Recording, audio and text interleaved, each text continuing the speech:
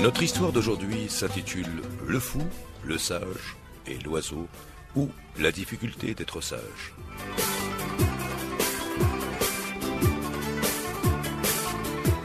Difficile de ne pas se reconnaître dans la fable qui va suivre, tant elle est humaine. On y voit un homme, comme la plupart des hommes, de bonne volonté. Un homme qui cherche la vérité, mais qui se trompe lui-même, parce qu'en vérité, il ne cherche pas que la vérité.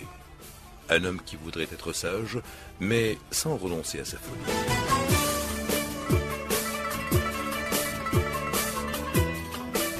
Cette fable est une bonne amie pour celui qui aspire à plus de conscience. Elle lui rappelle que la conscience est un effort de tous les instants et non pas un sommet à conquérir une fois pour toutes. Rien n'est jamais acquis au royaume de la conscience. L'inconscience n'est jamais loin. C'est à la fois désespérant et l'espoir de toute une vie.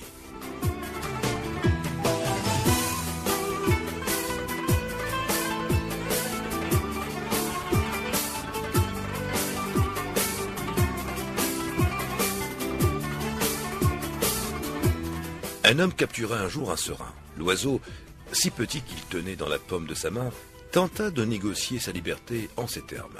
« Qu'attends-tu donc de moi, dit-il. Je suis si petit, si maigre, je n'ai que la peau sur les os.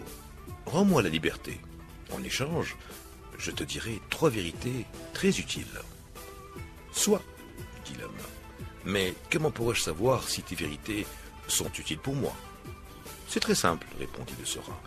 Je te dirai la première vérité lorsque je serai encore dans ta main. Je te dirai la seconde lorsque je serai sur la branche dans cet arbre. Ainsi, tu auras encore le pouvoir de me rattraper. Si cette vérité ne te convient pas, enfin je te dirai la troisième, la plus importante, lorsque je serai là-haut, dans le ciel.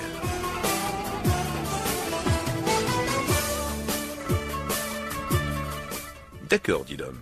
Dis-moi la première vérité. La voici. Si tu perds quelque chose, s'agirait-il de ta propre vie? Tu ne dois pas le regretter. Voilà une vérité profonde, pensa l'homme.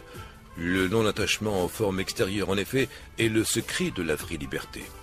Et il ouvrit la main. L'oiseau s'envola sur la branche, d'où il proféra sa deuxième vérité. Si on te raconte une absurdité, n'y crois sous aucun prétexte avant d'en avoir eu la preuve. Très bien, dit l'homme, tu es beaucoup plus sage que ne le laisserait prévoir ton minuscule crâne d'oiseau. L'être humain, en effet, est naturellement attiré par le mensonge et l'illusion née de sa convoitise. Mais quelle est donc la troisième vérité? C'est, lui répondit le serin, qui planait désormais dans les hauteurs du ciel, que j'ai dans l'estomac 2 diamants gros chacun comme un de tes poings. Si tu m'avais tué, ta fortune était faite.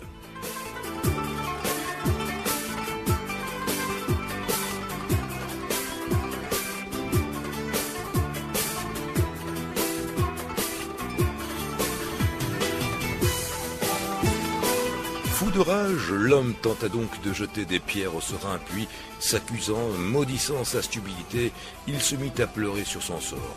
« Imbécile !»